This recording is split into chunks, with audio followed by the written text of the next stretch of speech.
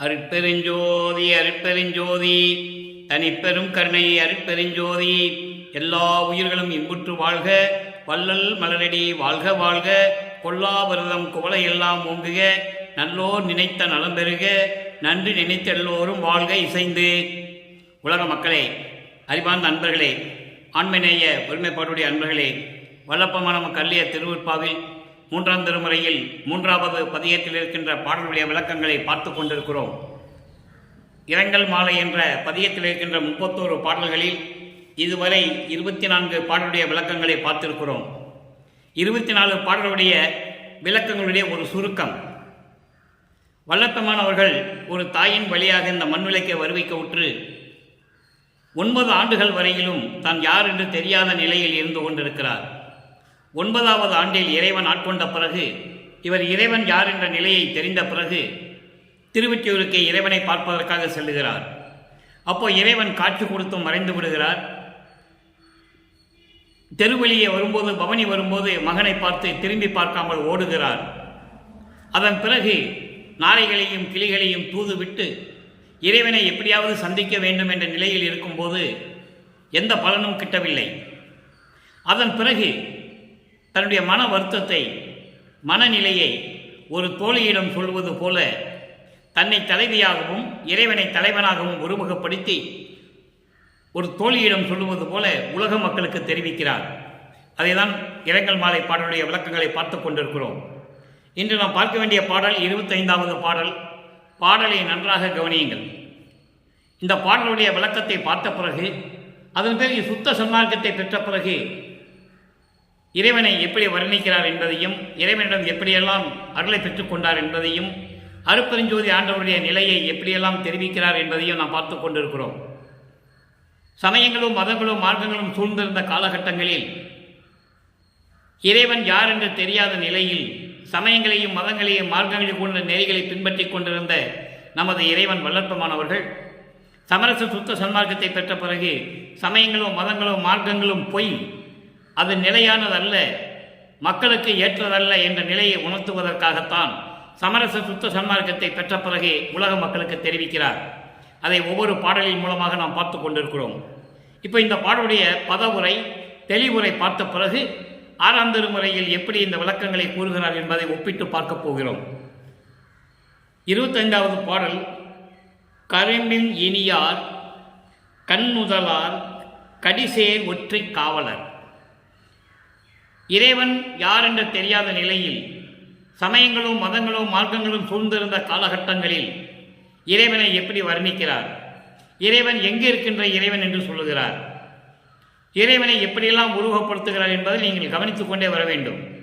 ஏனென்றால் சமரசத்துவ சன்மார்க்கத்தை பெற்ற பிறகு அருட்பெருஞ்சோதி ஆண்டவர், அவர்களுக்கு எந்த உருவமும் இல்லை, ஜோதி வடிவம். அதை எப்படி இறைவன் வல்லப்பமானவர்கள் நமக்கு கூறியிருக்கிறார் என்பதை ஒவ்வொரு பாடல் மூலமாக பார்த்து கொண்டிருக்கிறோம். கரும்பின் இனியார் கண்ணுதலார் கடிசேர் ஒற்றி காவலர். ஒற்றி என்பது திருவொற்றியூர். இரும்பில் மனத்தேன் தன்னை மாலையிட்டார். இட்டன்று அல்லாது திரும்பி ஒரு கால் வந்து என்னை சேர்ந்து மகிழ்ந்தது இல்லையடி.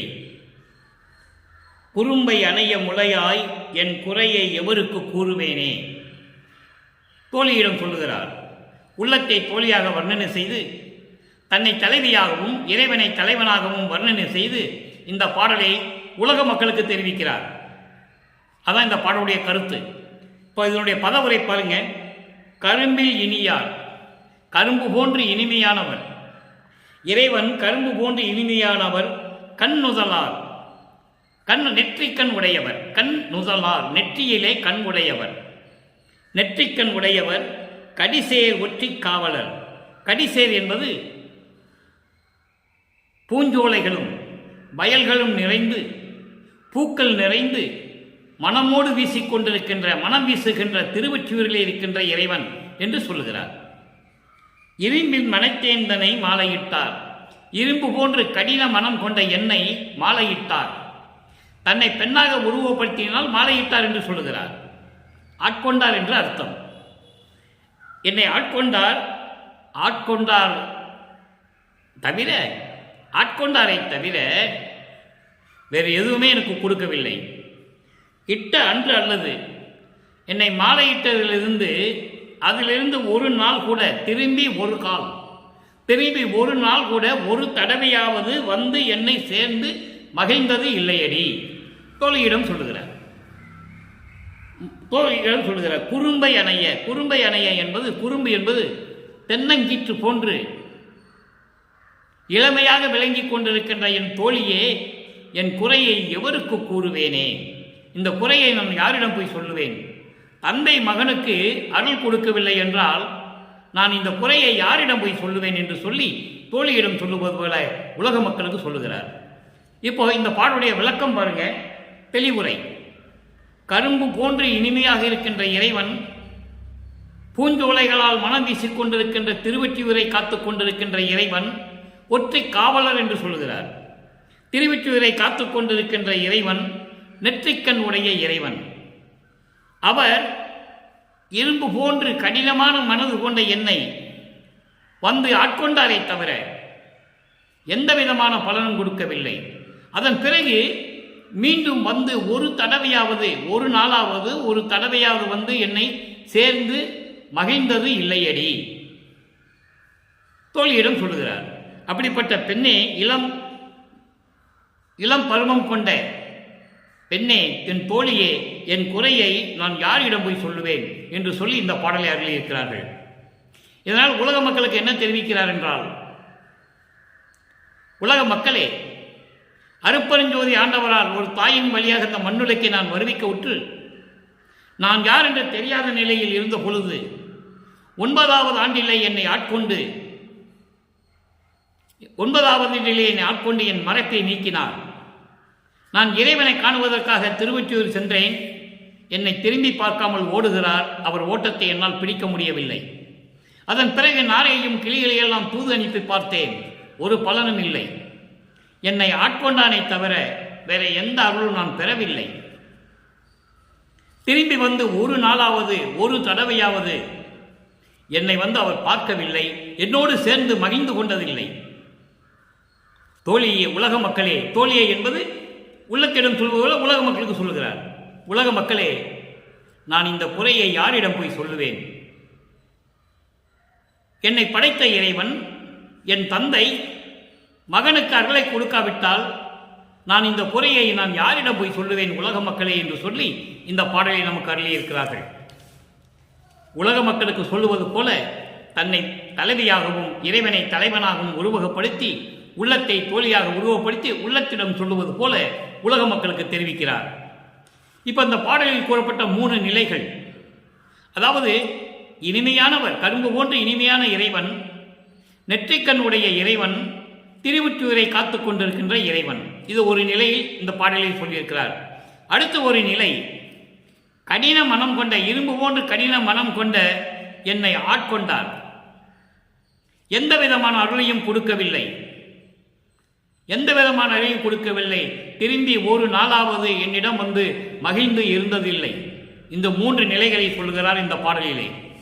இந்த 3 நிலைகளுக்கும் சமயங்களையும் மதங்களையும் மார்க்கங்களை விட்டுவிட்ட பிறகு, சமரச சுத்த சன்மார்க்கத்தை தன் தந்தையிடம் பெற்ற பிறகு, இந்த 3 நிலைகளுக்கும் நிறைவான முடிவான விளக்கங்கள் 6ஆம் திருமுறையில் இருக்கின்றன. அதை நாம் பார்க்க போகிறோம். இரங்கல் மாலையிலே 25வது பாடலுடைய விளக்கங்கள் எந்தெந்த பதிகத்திலே 25வது பாடலில் இருக்கிறது என்பதை பார்க்க போகிறோம். நன்றாக கவனியுங்கள். 6ஆம் திருமுறை 37வது பதிகம் அருள் விளக்க மாலை. அருள் விளக்க மாலையில் 25வது பாடல். இங்கே திருவொற்றியூரில் இருக்கின்ற இறைவன், முக்கண் கொண்ட இறைவன், இனிமையானவர் எல்லாம் சொல்லுவார். அருள் விளக்க மாலையிலே இறைவனுடைய நிலையை எப்படி கூறுகிறார், அந்த இறைவனிடம் எப்படி வேண்டுகிறார், முறையீடு செய்கிறார், அருள் வேண்டும் என்பதற்காக எப்படியெல்லாம் முறையீடு செய்கிறார் என்பதை பார்க்க போகிறோம். நன்றாக கவனியுங்கள். அறையாத மிகு பெரும் காற்று அடித்தாலும் சிறிதும் அசையாதே அவியாதே அண்ட பகிரண்ட துறையாவும் பிண்டவக துறை முழுவதும் விளங்க தூண்டாதே விளங்குகின்ற ஜோதிமணி விளக்கே, மறையாதே குறையாதே களங்கும் இல்லாதே மயக்காதே பணிக்காதே வயங்குகின்ற மதியே. இறைவனை எப்படி சொல்றார் பாருங்க. அடுத்து பாருங்க, இறையாய் எவ்வுயிர் அகத்தும் அகப்புறத்தும் புறத்தும் இளங்கும் நடத்தரசே என் இசையும் அணிந்து அருளே. பொருள் பாருங்க, அறையாத மிகு பெருங்காற்று அடித்தாலும், சொல்ல முடியாத அளவுக்கு சூறாவளி காற்று, பெரும் காற்று, சூறாவளி காற்று அடித்தாலும் சிறிதும் அசையாமல். ஜோதி எப்படி இருக்குதான்? ஜோதி எவ்வளவு பெரிய சூறாவளி காற்று வந்தாலும் சரி அசையாது. அப்படி என்றால் என்ன அர்த்தம்? நிலையாக இருக்கக்கூடியது.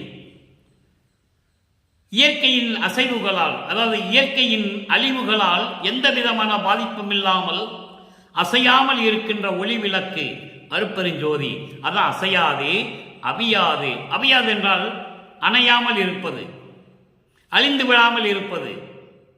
அப்படி அசையாமலும் அணையாமலும் இருக்கின்ற அண்ட பகிரண்டத்து துறையாவும், அண்டங்களிலும் பகிரண்டங்களிலும் முழுவதுமாகவும் பிண்ட வகை துறையாவும்.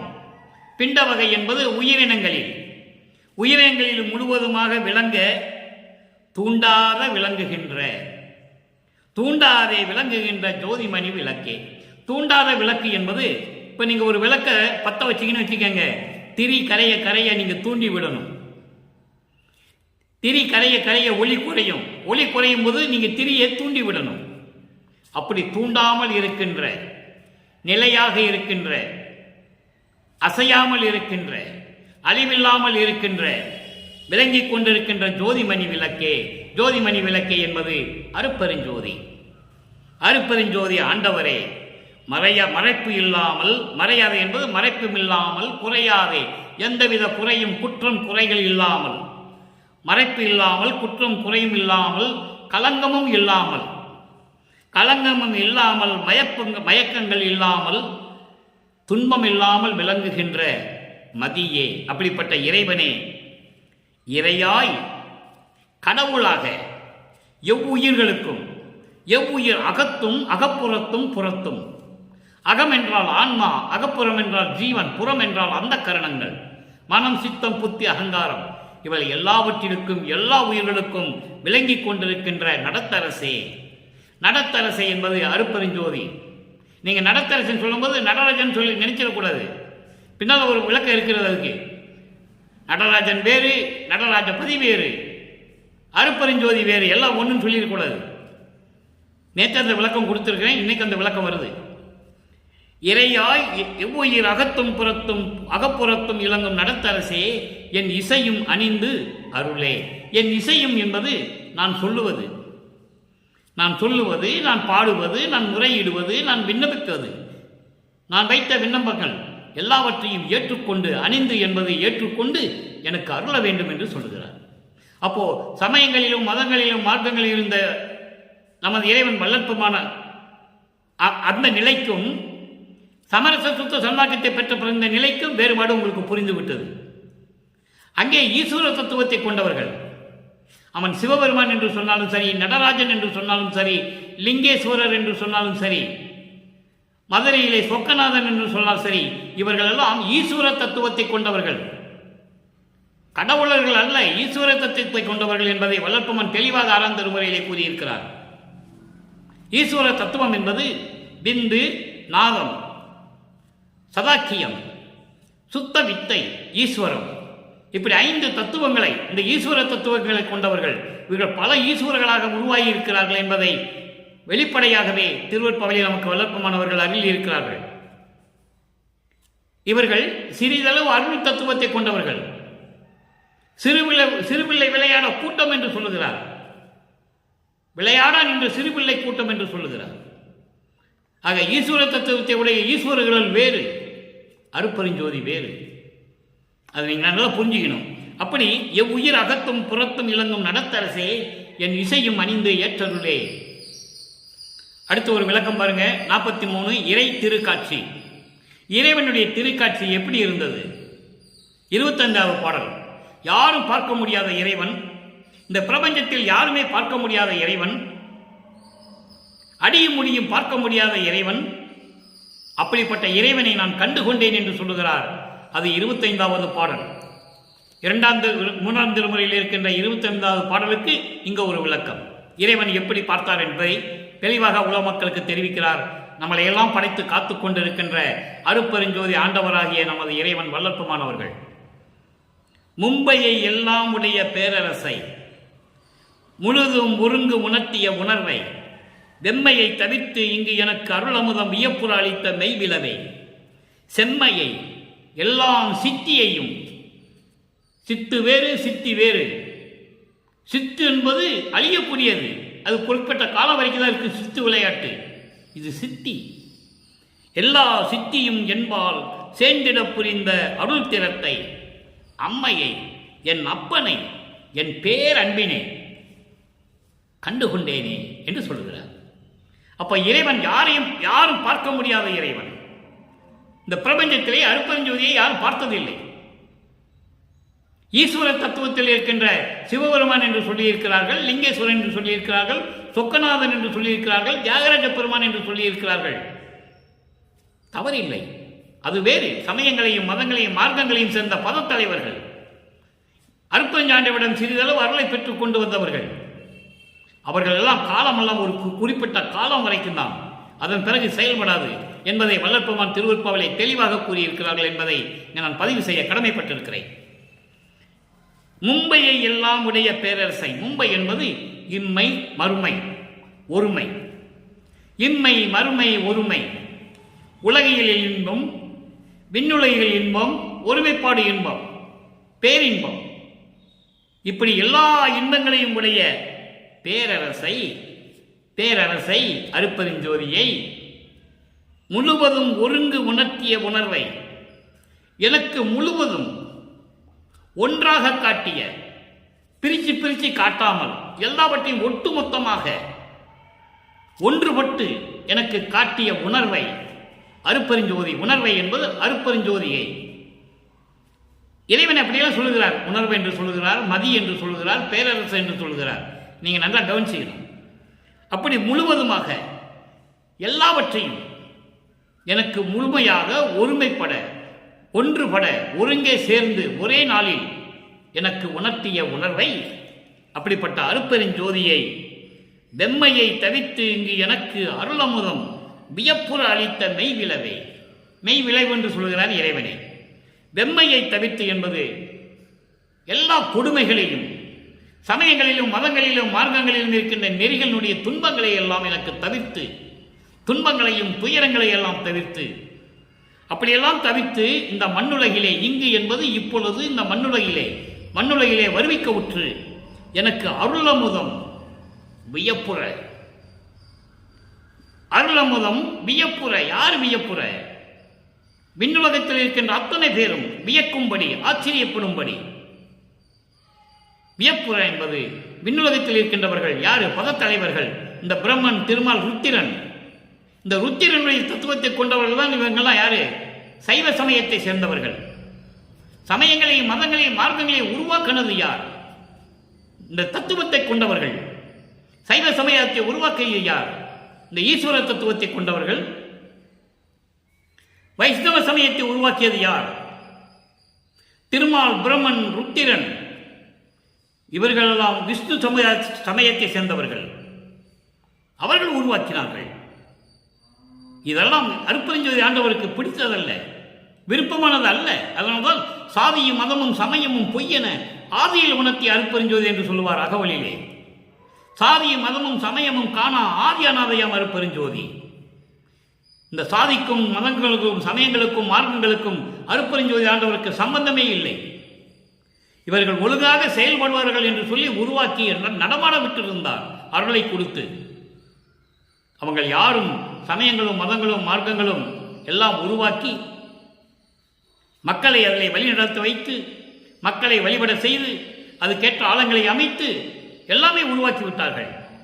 அதை ஒழிப்பதற்காகத்தான், அழிக்க வேண்டும் என்பதற்காகத்தான் வல்லற்பெருமான் ஒரு தாயின் வழியாக மண்ணுலகை வருவிக்க உற்றார். இறைவனாகவே வருவிக்க உற்றவர் என்பதை நான் பதிவு செய்ய கடமைப்பட்டிருக்கிறேன். ஏனால் தந்தையும் மகனும் ஒரு தாயின் கருவிலே இருக்கும், மகன் தந்தை ஒரு தாயின் வயிற்றிலே கருவிலே இருக்கும்போது கூட தந்தை அருப்பஞ்ச ஆண்டவர் எப்படியெல்லாம் கொஞ்சி குலாவினார் என்பதை திருவருட்பாவிலே கண்ட உண்மை. எப்படியெல்லாம் மகனுக்கு அருளை கொடுத்தார் என்பது திருவருட்பாவில் கண்ட உண்மை. யாராலையும் மறுக்க முடியாது. எனவே அப்படிப்பட்ட இறைவனை எல்லாம் தவிர்த்து வியப்புற அளித்த மெய்விளைவை, இயற்கை உண்மை விளக்க கடவுளை, மெய்விளைவு என்பது இயற்கை உண்மையின் விளக்க கடவுளாகிய அருப்பெருஞ்சோதி ஆண்டவரை, செம்மையை, எல்லா சித்தி வல்லமைகளையும் கொண்ட, எல்லா அருள் வல்லமைகளையும் கொண்ட, எல்லா சித்தியையும் என்பால் சேர்த்திட எனக்கு கொடுப்பதற்காகவே இங்கு எனக்கு அருளிய அருள் திறத்தை, அந்த அருள் வல்லமையை, அப்படிப்பட்ட அருள் வல்லமை படைத்த இறைவனை, அம்மையை, என் அம்மையை, கருணை அப்பனை, கருணை அப்பனை, என் பேரன்பினை, என் பேரன்பினை நான் இறைவன் மேலே எவ்வளவு ஆண்டு கொண்டுள்ளேன், அப்படிப்பட்ட அன்பான இறைவனை கண்டுகொண்டேனே என்று சொல்லுகிறார். சரி, இதெல்லாம் சொல்லிவிட்டார். அருளை பெற்றது, இறைவனை பார்த்தது எல்லாம் சொல்றாரு. அடுத்து பாருங்க, நடராஜபதி மாலை 97வது பதிகம். நடராஜபதி மாலை என்பது நடராஜனை பற்றி சொல்லுவதல்ல. நேற்றே விளக்கம் கொடுத்திருக்கிறேன். காரணம், நடராஜன் வேறு. அவன் சமயங்களையும் மதங்களையும் மார்க்கங்களையும் சார்ந்திருந்தவன். கழுத்திலே பாம்பை அணிந்திருப்பான், தலையிலே கங்கையை சுமந்திருப்பான், எல்லா ஆயுதங்களையும் வைத்திருப்பான். நடராஜன் வேறு, நடராஜ பதி வேறு. அதான் நடராஜபதி மாலை என்று நம் கருளியிருக்கிறார்கள் நமது இறைவன் வல்லப்பமானவர்கள். உலக மக்களுக்கு தெரிவிக்க வேண்டும், உலக மக்கள் புரிந்து கொள்ள வேண்டும் என்பதற்காகத்தான். பாடலை கவனிங்க. என் செய்வேன் சிறியனேன், என் செய்வேன் என் எண்ணம் ஏதாக முடியுமோ என்று எண்ணி இரு கண்ணினீர் காட்டி கலங்கி நின்று ஏங்கிய இரவில். நடராஜன் வரல, அருப்பஞ்சாண்டவர் வந்து கொண்டிருக்கிறார். எப்படி என்ன செய்ய முடியுமோ, நான் என்ன செய்வேன் என்று இந்த மகன், சிறியனேன் என்பது மகன், இந்த மகன் என்ன செய்வேன், என்ன செய்ய போகிறோம், நம் எண்ணமெல்லாம் என்ன ஆகுமோ, எப்படி முடியுமோ என்று எண்ணி இரு கண்களில் நீர் வடித்துக் கொண்டு அழுது கொண்டு, நீர் வடித்துக் கொண்டு அழுது கொண்டு கலங்கி நின்று ஏங்கிய இரவில் ஒரு நாள் நின் செய் ஞான உருவாகி நான் காணவே வெளி நின்று அனைத்து என் உள்ளே மேவி என் துன்பம் தவிர்த்து அருளி அங்கனே வீற்றிருக்கின்ற குருவே. எப்படி சொல்ற பாருங்க. மின் செய், மின்னல் போன்று ஒளி வீசிக் கொண்டிருக்கின்ற அந்த மெஞ்ஞான உருவாகி. நான் ஏற்கனவே பல தடவை கூறியிருக்கிறேன், ஞானம் வேறு மெஞ்ஞானம் வேறு. ஞானம் பெற்றவர்கள் எல்லாம் ஈஸ்வர தத்துவத்தை கொண்டவர்கள், அவங்களுக்கெல்லாம் மெஞ்ஞானம் கிடைக்காது. மெஞ்ஞானம் உருவாகி, மின்னல் போன்று ஒளிகின்ற மெஞ்ஞான உருவாகி, அதாவது ஒளி தேகமாகி, ஒளி தேகமாகி என் முன் நிற்கும் போது நான் கண்டுகொண்டு நான் காணவே நான் வெளியே நின்ற என்னை அருகில் அணைத்து கொஞ்சி குழாவி என் உள்ளே, என் உள்ளத்திலே மேவி, என் உள்ளத்திலே பொருந்தி என் துன்பம் தவிர்த்து அருளி அங்கனே வீற்றிருக்கின்ற குருவே. அப்படியே உள்ளத்தில் வீற்றிருக்கின்ற குருவே. அங்கனே என்பது அப்படியே உள்ளத்தில் கலந்து திரும்பி வெளியே போகல, அங்கேயே இருந்துகிட்டாரு. அங்கனே வீற்றிருக்கின்ற குருவே, அப்படியே அங்கேயே வீற்றிருக்கின்ற குருவே. அடுத்து சொல்ற பாருங்க. நன் செய், நன் செய், நன் செய் வாய் இட்ட விளைவது விளைந்தது கண்டு, நன் செய் வாய் இட்ட விளைவது விளைந்தது கண்ட நல் குறவினேன் அடைந்த நன் மகிழ்வென்று 1 கோடி பங்கு அதிகம் ஆகவே நான் கண்டுகொண்ட மகிழ்வே. இறைவனை எப்படி பார்த்த சொல்றாரே, இப்படியெல்லாம் என் உள்ளத்தில் கலந்து கொண்ட இறைவன் அதன் பிறகு என்ன பண்ணாரா, நன்மைகளை செய்வதற்காக என் விருப்பப்படி எப்படி செய்ய வேண்டுமோ அப்படியெல்லாம் எனக்கு அந்த விருப்பத்தை கொடுத்த, அந்த விருப்பத்தை கொடுத்த இறைவனை நல்குறவினோன். நல்குறவினோன் என்பது இந்த ஏழை மகன், வறிய ஏழை என்று சொல்லுகிறார். இந்த ஏழை மகன் அடைந்த அந்த சுகம் இருக்கிறதே, நன் மகிழ்வென்று 1 கோடி பங்கு அதிகம். 1 கோடிக்கு மேல அவ்வளவு தூரம் நான் மகிழ்வாக இருந்தேன். என் உள்ளத்தில் கலந்து எல்லாம் நன்மை செய்வாய் என்று சொல்லி எனக்கு அருளை கொடுத்து என் உள்ளத்திலே வீற்றிருக்கின்ற அந்த குருவை பார்த்து நான் அடைந்த மகிழ்வு இருக்கிறதே, கோடான கோடி பங்கு அதிகம், கோடான கோடி பங்கு அதிகம். ஆகவே நான் கொண்ட மகிழ்வை நான் கண்டு கொண்ட மகிழ்வே. அப்படிப்பட்ட இறைவனை நான் பார்த்து கொண்ட இறைவனை, மகிழ்வே என்றால் இறைவன், அப்படிப்பட்ட இறைவனை வன்செய் வாய்வாதருக்கு அரிய பொருளே. யாருக்கு அரிய பொருள்? வன்செய், தீமைகள் செய்கின்ற வாய்வாதர், விதண்டாவாதம் பேசுகின்ற அவருக்கெல்லாம் அரிய பொருளே. அப்ப யார் அது? வன்மை செய்கின்றவர்கள், தீமை செய்கின்றவர்கள், விதண்டாவாதம் பேசுகின்றவர்கள் யார்? சமயங்களையும் மதங்களையும் மார்க்கங்களையும் பற்றி கொண்டிருந்தவர்கள், பற்றி கொண்டு இருப்பவர்கள். அவர்கள்தான் வாய் விதண்டாவாதம் பேசுவார்கள், தீமைகளை செய்வார்கள். அப்படிப்பட்டவர்களுக்கு அரிய பொருளே. அப்படிப்பட்டவர்களுக்கெல்லாம் கிடைக்காத இறைவனே, அருட்பெருஞ்சோதியே, என்னை வலிந்து வந்த ஆண்ட பரமே. இந்த வரிதான் அற்புதமான வரி. இந்த பிரபஞ்சத்தில் இறைவன் யாரையுமே விரும்பி போய் ஆண்டு கொண்டதில்லை, ஆட்கொண்டதில்லை, அவங்களோடு கலந்து கொண்டதில்லை. அதை தான் இங்கே சொல்லுகிறார், என்னை வலிந்து, வலுக்கட்டாயமாக விரும்பி. இவர் போய் தவம் இருக்கல. கடலுக்கு அடியிலேயோ காட்டுக்கு போவோ குகைக்குள்ள போயோ உட்கார்ந்து கொண்டு உடம்புக்குள்ள மண்ணு வளர்ற மாதிரியோ இவர் இல்லை. நோவாத நோன்பு என்னை போல் நோற்றவரும், எஞ்ஞான்றும் சாதாவரம் என்னை போல் சார்ந்தவரும், தேவானின் பேரருளை என்னை போல் பெற்றவரும் எவ்வுலகில் யார் உளர் சற்றே அறை என்று சொல்லுவார். அற்புதமான இடம் அதெல்லாம். இப்ப அதான் சொல்றாருங்க, என்னை வலிந்து ஆண்ட பரமே, அருட்பெருஞ்சோதியே, மணிமன்றின் நடு நின்ற ஒரு தெய்வமே. மணிமன்ற நடு என்றால் என்ன? வடலூர் சத்தியஞான சபை. வடலூர் சத்தியஞான சபையில் நிற்கின்ற ஒரு தெய்வமே, அருட்பெருஞ்சோதியே, எல்லாம் வல்ல நடராஜபதியே. மணிமன்றின் நடு நின்ற ஒரு தெய்வமேன்னு சொல்லிட்டாரு. அப்போ இது நடராஜன் இல்லை, நல்லா புரிஞ்சுக்கணும் நீங்க. நடராஜபதி வேறை, அதனால்தான் நடராஜபதி மாலை என்று சொன்னார் அருட்பெருஞ்சோதி ஆண்டவரை. நடராஜபதி மாலை என்ற பதிகத்திலே பாடல்களை நமக்கு அருளி இருக்கிறார்கள், மக்கள் தெரிந்து கொள்ள வேண்டும் என்பதற்காக. சிதம்பரம் நடராஜனுக்கும் இங்கே வடலூரில் இருக்கின்ற அருட்பெருஞ்சோதி ஆண்டவருக்கும் எந்த விதமான சம்பந்தமும் இல்லை. நன்றாக புரிந்து கொள்ள வேண்டும். எல்லாம் வல்ல நடராஜபதியே. அடுத்து பாருங்க, ஒரு பதிகம் 98, சத்குரு மணி மாலை 25வது பாடல். அங்கே நாம் பார்க்கின்ற 3ஆம் திருமுறையில் இருக்கின்ற 25வது பாடலுக்கு சத்குரு மணி மாலையிலே ஒரு விளக்கம் இருக்கிறது. 25வது பாடல் எப்படி அற்புதமாக இணைச்சிருக்கார் பாருங்க வல்லற்பமானவர்கள். இது இறைவனுடைய தயவும் கருணையும் பெற்றால்தான் இப்படிப்பட்ட விளக்கங்களை கூற முடியும்.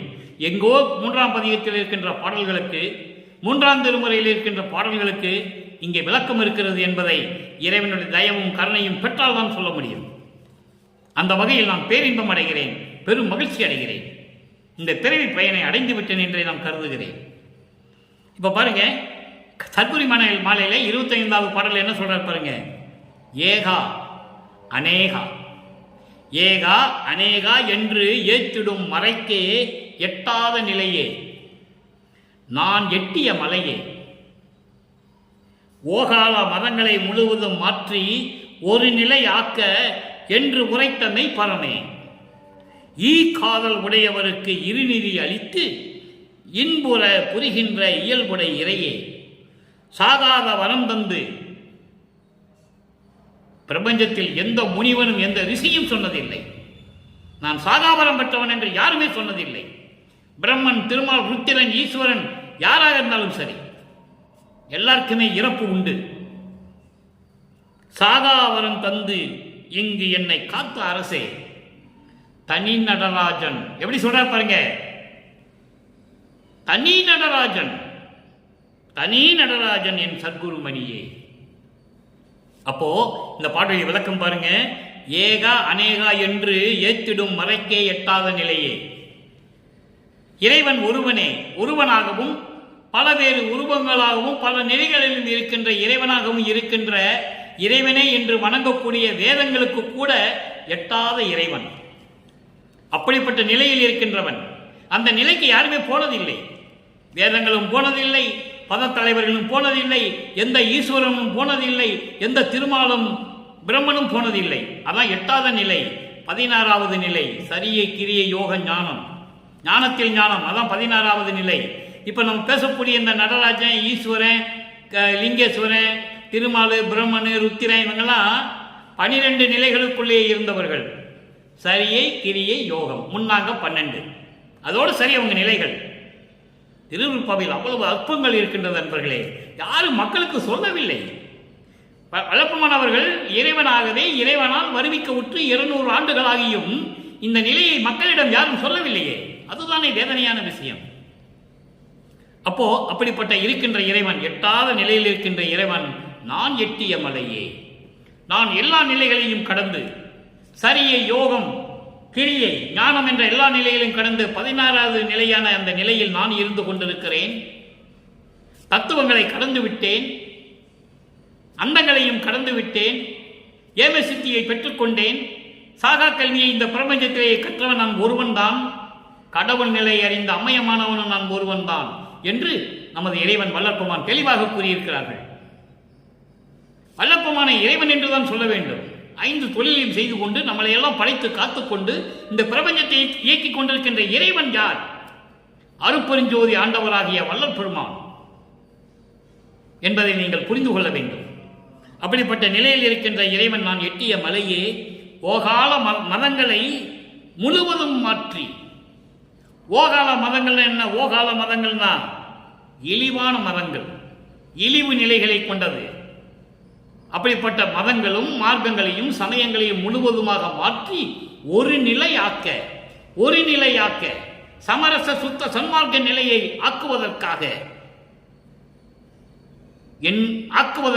இந்த மண்ணுலகிலே நான் வருவிக்க விட்டேன் என்பதை எனக்கு சொல்லி உரைத்த மெய்ப்பரமே, உண்மையான இறைவனே, இயற்கை உண்மை விளக்க கடவுளே, அருட்பெருஞ்சோதியே என்று சொல்லுகிறார்.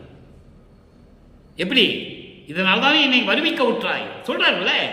ஆன்ற சன்மார்க்கம் அணிபெற என்னைத்தான் ஈன்று அமுதளித்த இனிய நற்றாயன் சொல்றாருல்ல. அகவல் பெற என்னத்தை படிக்கிறீங்க? அகவல் படித்து கூட உங்களால் புரிந்து கொள்ள முடியவில்லை என்றால் இறைவனை நீங்கள் நினைக்கவில்லை, இறைவனை வணங்கவில்லை, சமரச சுத்த சன்மார்க்கத்தின் நிலையில் இல்லை என்பதுதானே அர்த்தம். இப்படியெல்லாம் மதங்களையும் மார்க்கங்களையும் சமயங்களெல்லாம் ஒழித்துவிட்டு ஒரு நிலையை ஆக்குவாயாக, சமரச சுத்த சன்மார்க்கம் என்ற ஒரே நிலையை நீ ஆக்க வேண்டும் என்று உரைத்த மெய்ப்பரமே. அடுத்து சொல்ற பாருங்க, ஈ காதல் உடையவருக்கு இருநிதி அளித்து. ஈ காதல் என்பது மா காதல், இறைவன் மீது மா காதல் கொண்டவர்கள், இறைவன் மீது அளவிலா பற்று கொண்டவர்களுக்கு இருநிதி அளித்து. இருநிதி என்பது கல்வி, செல்வம். கல்வி, செல்வம், கல்வியும் செல்வமும் இருநிதி. கல்வி நிதி, செல்வ நிதி, இப்படி 2 நிதிகளையும் கொடுத்து இன்புற புரிகின்ற இன்புடை இறையே, அவர்களை பேரின்பத்தோடு இருப்பதற்காக அருளுகின்ற இயற்கை உண்மை விளக்க கடவுளான அருட்பெருஞ்சோதியே, சாகாத வரம் தந்து, எனக்கு சாகாத வரம் தந்து இந்த மண்ணுலகிலே உன்னாலே வருவிக்க உற்று இந்த மண்ணுலகிலே என்னை காத்த அரசே, தனி நடராஜனே, தனி நடராஜ என் சத்குரு மணியே. தனி நடராஜன், யாரிடம் ஒப்பிட முடியாதவன், எல்லா நடனங்களுக்கும் அரசனானவன், அருட்பெருஞ்சோதியே என் சத்குரு மணியே என்று சொல்லி இந்த பாடலை அருளியிருக்கிறார்கள்.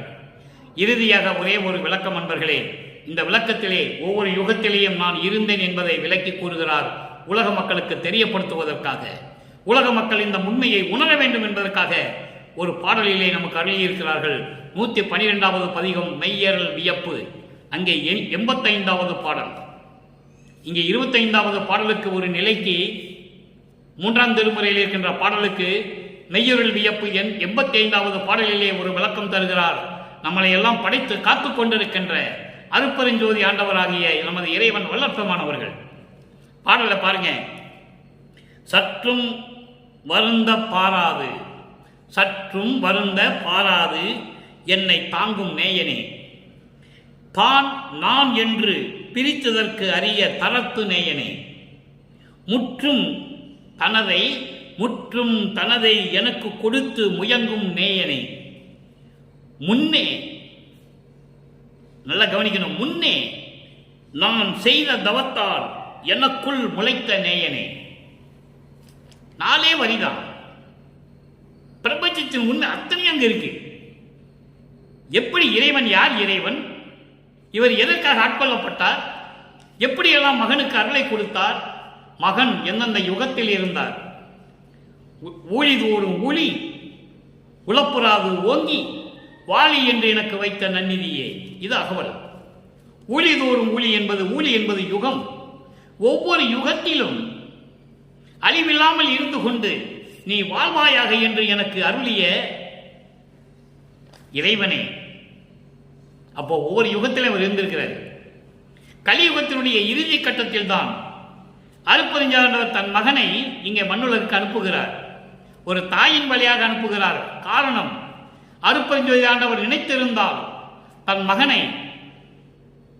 மகனை அதாவது அனாதையாக என்பது எதுமையில் ஒப்பிட முடியாத அளவிற்கு கடலில் இருந்தோ காற்றில் இருந்தோ வானத்தில் இருந்தோ நேரடியாக வரவழைத்திருக்கலாம். மகனை நீ போய் சன்மார்க்க சங்கத்தை சுத்த சன்மார்க்க சங்கத்தை மக்களிடம் போய் சொல்லு என்று நேரடியாக அனுப்பியிருக்கலாம். அப்படி அனுப்பவில்லை. காரணம், தன் மகன் மக்களோடு மக்களாக இருக்க வேண்டும். சமயங்களிலும் மதங்களிலும் மார்க்கங்களிலும் இருக்க வேண்டும். இருந்து கொண்டு இறுதியாக இதெல்லாம் இல்லை, இதெல்லாம் பொய் என்று சொல்ல வேண்டும். அதான் ஞானசரியிலே சொல்லுவார், பொறித்த மதம் சமயம் எல்லாம் பொய்யே என்று சொல்லுவார். யாராலையும் சொல்ல முடியாது. அந்த ஞானசரியில் இருக்கிறது கூட யாராலையும் சொல்ல முடியாது. என்னால் தான் சொல்ல முடியும். ஏனென்றால் இறைவனுடைய அருளை பெற்றவனால் சொல்ல முடியும். இறைவனை உணர்ந்தவனால் தான் சொல்ல முடியும். வல்லப்பெருமானை சாதாரண மனிதன் மகன் என்று சொன்னார்கள். இறுதியில் போனார், அறைக்குள்ள போனார், சாத்திக்கிட்டாரு, மறைஞ்சிட்டார். இதான் சொன்னாங்க. அப்படி அல்ல. அவர் ஜோதியாகவே வந்தவர். சமயங்களிலும் மதங்களிலும் மார்க்கங்களிலும் இருக்க வேண்டும் என்பதற்காகவே தன் மகனை ஒரு தாயின் வழியாக வருவிக்க செய்தார் அருட்பெருஞ்சோதி ஆண்டவர். இருந்து கொண்டுதான் அதெல்லாம் பொய் என்று சொல்ல வேண்டும். அப்படி என்றால் மக்கள் ஏற்றுக்கொள்வார்கள் என்ற நிலையில்தான் வல்லப்பெருமான் இங்கே வருவிக்க விட்டார் என்பதை நீங்கள் புரிந்து கொள்ள வேண்டும்.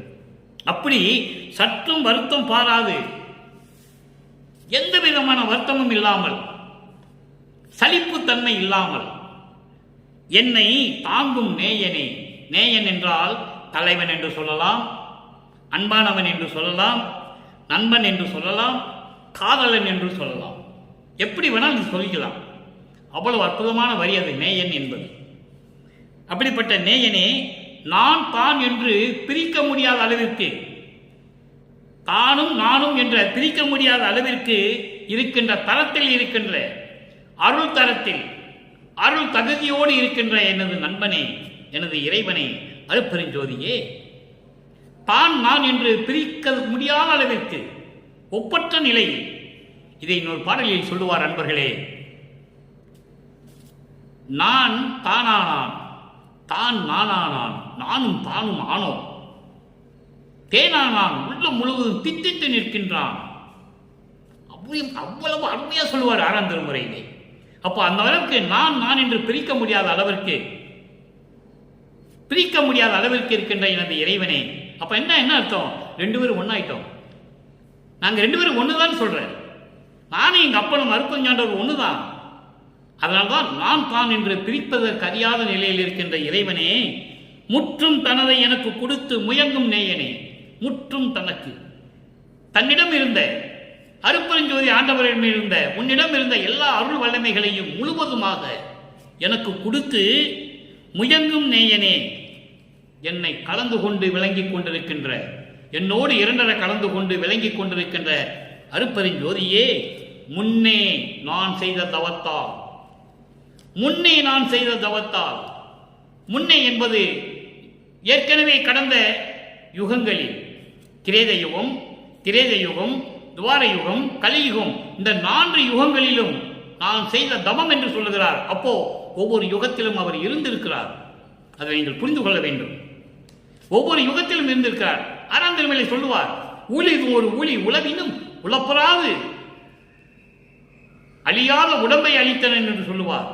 ஊழிது ஒரு ஊழி உளவினும் அழியா உடம்பை அளித்தனன் என்று சொல்லுவார் ஒரு பாடலிலே. ஊழிது ஒரு ஊழி உயிர் தழைத்து ஓங்கினன் என்று சொல்லுவார். அற்புதமாக இருக்கும்.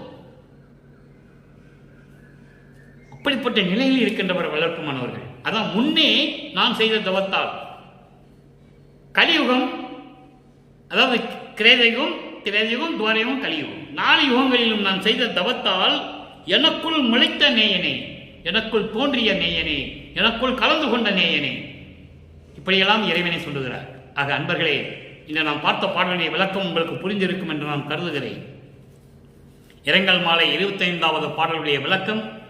சமயங்களிலும் மதங்களிலும் மார்க்கங்களிலும் நமது இறைவன் சூழ்ந்திருந்த காலகட்டங்களில் எப்படியெல்லாம் இருந்தார் என்பதையும், அதன் பிறகு சமரச சுத்த சன்மார்க்கத்தை பெற்ற பிறகு அவருடைய நிலை என்ன என்பதையும், எப்படிப்பட்ட இறைவன் தன்னோடு இறந்தன கலந்து கொண்டார் என்பதையும், நான் எல்லா யுகங்களில் இருந்தவன் என்ற பிரபஞ்சத்தின் உண்மையை கூறிய நிலையையும் நாம் தெளிவாக பார்த்து விட்டோம். வல்லப்பமான் அவர்கள் இந்த மண்ணுலகம் மட்டும் இருந்ததல்ல, எல்லா யுகங்களிலும் இருந்தவர்.